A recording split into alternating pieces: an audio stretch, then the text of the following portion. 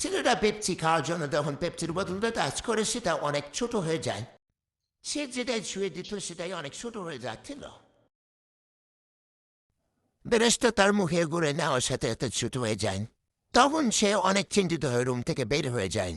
সে বাইরে বের হয়ে অনেক চিন্তিত হয়ে ফ্রিজের দিকে যায়, যেটাই হাত দিচ্ছিল সেটাই অনেক ছোট হয়ে যাচ্ছিল। এতে সে অনেক ক্লান্তিত হয়। সে কিছু বুঝতে পারছিল না, তখন সে যেটাই হাত দেয় সেটাই অনেক ছোট হয়ে যায়। এটা দেখে সে অনেক চিন্তিত হয়ে পড়ে। সে একটা চেয়ারের উপর বসেছিল, সেটাও অনেক ছোট হয়ে যায়। পাশে থেকে তার ফোনটাও অনেক ছোট হয়ে যাচ্ছিল। তারপর সে বসে টিভি চিন্তা করে এবং ছোট টিভিতে ভিডিও দেখছিল আর ছোট ছোট পেপসি খাচ্ছিল। তার পোষা বুকুর থেকে টাচ করে ছোট করে দেয় এবং চিন্তিত হয়ে নিজের মুখে হাত বোলায়।